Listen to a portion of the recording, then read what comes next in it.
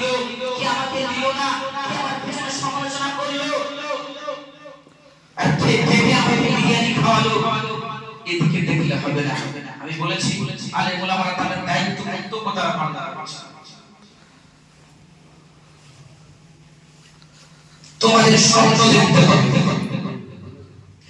বড় আশা নিয়ে, আকাঙ্ক্ষা নিয়ে, সাথ নিয়ে, মনের একটা বড় কল্পনা নিয়ে কিন্তু মাওলানা মাহমুদুর রহমান সাহেবের কাছে তোমাদেরকে দিয়েছি, যেটা বললে চলবে না।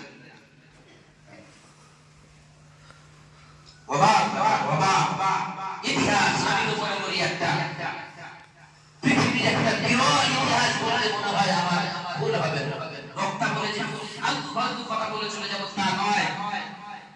আমার জ্ঞানে, আমার জানায় এরকম একটা প্রতিষ্ঠানের কথা আমি আজ শুনিনি। এক বছরের মধ্যে এত বড় মসজিদ, এত বড় মাদ্রাসা আমার জানা নেই। অন্তত কোনো আল্লাহর বান্দা এই পৃথিবীর জমিনে করেছে বলে আমার জানা নেই। যদি কারো জানা থাকে বলবেন আমাকে, আমি চ্যালেঞ্জ করব। হয়তোবা আমরা আল্লাহ পাক রব্বুল আলামিন করিয়েছেন কাজ দিয়ে। দেখবেন সমাজে অনেক মানুষ থাকে,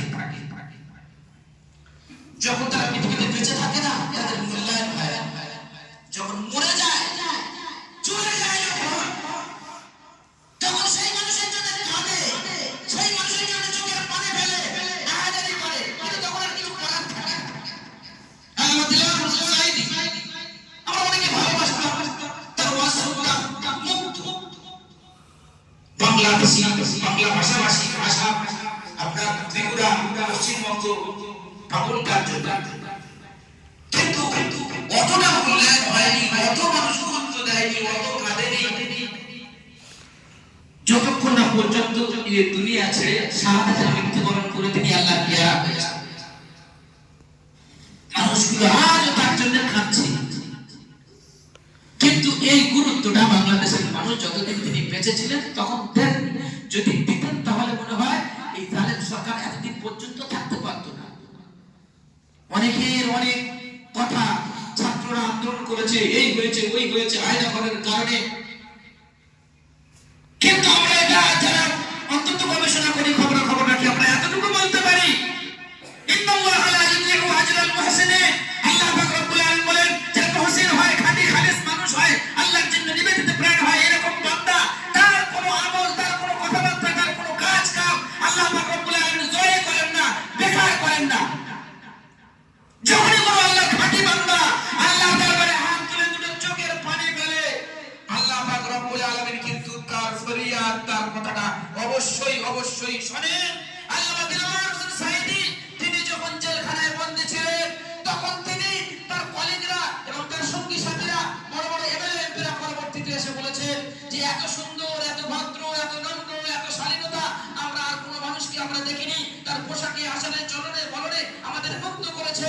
তিনি লম্বা সিজদা করতেন, রুকু করতেন, আর আল্লাহর কাছে কাঁদতেন, আর দুটো হাত তুলে আল্লাহর কাছে ফরিয়াদ করতেন, ও আল্লাহ এই জালিম সরকারকে তুমি দূর করে দাও, আমাদেরকে বাঁচতে দাও, তুমি আল্লাহ কোরআনের রাত যাতে কায়েম হয় সেই ব্যবস্থাপনা তুমি করে দাও।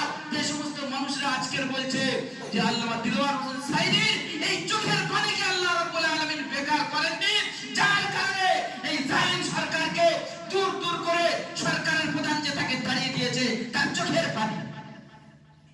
যখন বেঁচে ছিলেন মানুষ মূল্যায়ন করেনি, ভাবেনি। আমার বন্ধু বলে, পাশে আছি বলে আমি যে তাকে খুব প্রশংসা করছি, অ্যাকচুয়ালি এটা কিন্তু নয়। আমি আজকে বলেছি যে আমি কিছু ভাবতে হবে, ভাবনার খোরাক নিতে হবে, একটা ফিকির নিয়ে উঠতে হবে এখান থেকে। এজন্য আমি বলছি এই কথাগুলো যেন প্রত্যেকের মাথায় আমাদের থাকে। আমাদের যারা রত্ন, আমাদের যারা গুরুত্বপূর্ণ মানুষ, যারা আলেম ওলামারা, যারা মুতামিমরা, যারা দ্বীনের জন্য কাজ করছেন, ইসলামের জন্য যারা খাচ্ছেন, মেহনত করছেন, আমরা তাদের সমালোচনা করব না, আমরা তাদের সহযোগিতা না করতে পারি, সাথ না দিতে পারি, অন্তত বিরোধিতা করব না, ক্ষতি হয় এটা চাইব না, সমালোচনা করে ভালো জিনিসটাকে আমরা নষ্ট করব না। আমরা চেষ্টা করব এরকম একটা প্রতিভাবান মানুষ সমাজে যে প্রান্তের হোক না কেন, সে যদি কোনো বক্তা হয়, সে যদি কোনো লেখক হয়, সে যদি কোনো সাংবাদিক হচ্ছে যদি কোনো ইমাম হয়